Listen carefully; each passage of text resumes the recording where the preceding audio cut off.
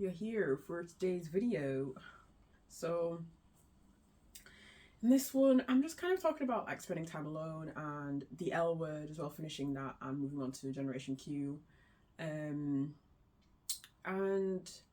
yeah, I guess let's just get into it. So the L Word, I really enjoyed this show, to be honest. Like, I think it was really good. And like, I think it aired from, I want to say 2004 to 2008, something like that. It had 6 seasons, and to be honest, there wasn't a lot of episodes in each season. So out of all the characters, I feel like my favourite character was probably Alice. Like, I feel like all the characters had like their flaws, but they also had like really good sides to them as well. So I feel like Alice was probably, she was really funny as well, so it was really good. Like, she was just a great character to have in the group. However, there were times where she can be like kind of annoying, where all the characters all had their annoying moments. So, you know, that's just human. Everyone has their annoying moments. But if there was one character I really disliked, it was Jenny. Jenny Schechter was so irritating. From the moment she showed up, I was just like, I didn't like her. Like, I liked what she brought to the role in terms of the fact that she introduces us to the group. Like, that was kind of her season 1 role. She introduces us to the group, introduces us to the world of lesbians, introduces us to the world of LA, introduces us to, like, you know, other things. So I understand that in season 1, but how it, like, her character just went on to be not one of my favourites, like, at all. Like, I don't think there was a single moment I actually even liked her. Like, she had her funny moments where occasionally, you know, she would crack a joke or she would say something and it was like, huh, lol, you know, that kind of thing. But apart from that, she wasn't giving me much. Whereas all the other characters, I feel like they all kind of gave me something to work with.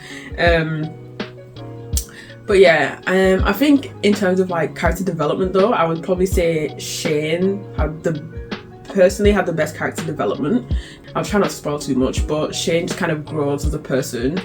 So I think they did that really well. Because I feel like if you'd compared Shane season 6 with Shane season 1, you would definitely be like, they've changed so much. Like, obviously they still have their old flaws because you can't change like 100%. At heart, she was a good girl. She's a good girl.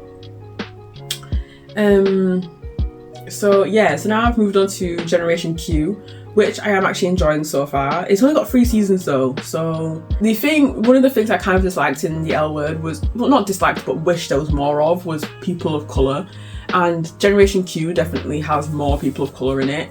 I think the first season aired in 2018, so yeah, so 2018, people are not just sitting back and taking it over an answer, you know. So, and there's a lot more to the LGBTQIA plus community now. So it makes sense that, you know, they would have different kinds of characters, new kinds of characters. And there's a trans character in Generation Q, and there's also a trans character in the L Word. And in the L Word, that trans character, I loved that they put him in. However, I didn't love the fact that a lot of the other girls in the group kind of dismissed his pronouns, which was irritating. And it was like why can't you just call him? But at the same time, I understand why they kind of did it, because there's always going to be people, which, you know, sadly, there's always going to be people who just won't acknowledge you, you know. So yeah, but anyways, Generation Q, I think it's going good so far. We'll see how it goes, obviously, you know. I've only just started season 1, but we will see how it goes. I just think, just watch it. It doesn't matter if you are part of the community or not, like, just watch the show. Like, honestly, the L Word I would recommend. I just think everyone should watch it. Like, even if you don't like it, even if you've watched it all and you don't like it, I feel like you can still say that there were bits of it that were, you know, good. So yeah, those are my thoughts on the L Word. And I'll probably do one for when I finish Generation Q. So yeah, that's it, I guess. Spending time alone. I feel like as I've grown up in life, I've always kind of been a loner. Which, you know, like, there were, like, through high school and stuff, it was definitely harder because it felt like there was nobody to, like, you know, lean on. But I will say one thing though, I spent a lot of time online throughout high school, which probably wasn't, you know, the best thing. But through that, I have made a really good friend, and they are probably my best friend. And I think we've been friends for maybe like 10 years. God, 10 years, you know, but I think we've been friends for like 10 years, and I actually cannot wait for the day that I will, you know, eventually meet them, because, you know, we're both brokies, so we can't go to each other's countries and things like that. But when that happens, you'll probably know about it. Because if you like to spend time alone, kind of, I think it's just nice to just have that one person. I think because I spend so much time alone, I've learned to enjoy my own company as well. Like, I can obviously enjoy like spending time with friends and stuff, but at the same time as well, like, if somebody like, you know, if somebody cancels plans, I'm gonna be like, that is so fine, that is okay. You know, I'm bad for it, but I do cancel plans. But I think it's because when I make plans, I have the mental capacity for it, but then when it comes to the day of the plan, I don't have the mental capacity for it anymore, so I end up cancelling. Which is why now I've learned that I'm not going to make plans in advance unless it's like, you know, like if it's a week in advance, that's like fine. But if it's like 1 month in advance, if it's not like a big event type of thing, if it's just like, oh, let's meet up and go here and we're going to do that next month, it's just like, oh, I don't know if I can be bothered, you know. But if it's like, right, we're going to do this, we're going to go to this place, all these friends are coming, we're taking time out of their schedule, stuff like this, and we're all going to meet up, especially if it's like we haven't seen each other in a while, then I'm more inclined to definitely like go. It's nice, I just think it is nice to spend time alone, within reason, because I think spending too much time alone could probably make you feel, act, behave, whatever, in some type of way. So I think there needs to kind of be a balance, you know. So yeah, and I also think it's good for everyone to have like that one friend who'll always be up for something. Like, even if it's just, oh, let's meet up and go to the park and sit and chat, like, that's, I think having a friend that will be like, yeah, let's do it, let's go. I think having a friend like that is always good. That's how I see it. I guess that's just how I see it. I think also when I do spend time alone, it's, I won't 100% say it is spending time alone. Like, it is, but it isn't. Like, for example, I might be gaming or something and I might be playing like Apex Legends, and when I'm playing that, technically I might be like sat alone gaming, but I am playing with other people in a team. So although that game infuriates the hell out of me, I can't take that game too seriously, because if you do, you're just gonna end up like hating it so much. And I feel like the people who hate Apex are the ones who take the game too seriously. I do play Apex the most because it takes less mental capacity in loading it up, you know, because I feel like with single player games, it's kind of like I need to reboot my memory, like bring out the file from the last time I played to be like, okay, this is what I was doing. So like Fire Emblem, I have not, to this day, I still haven't finished all 3 houses. Like, it's just crazy at this point.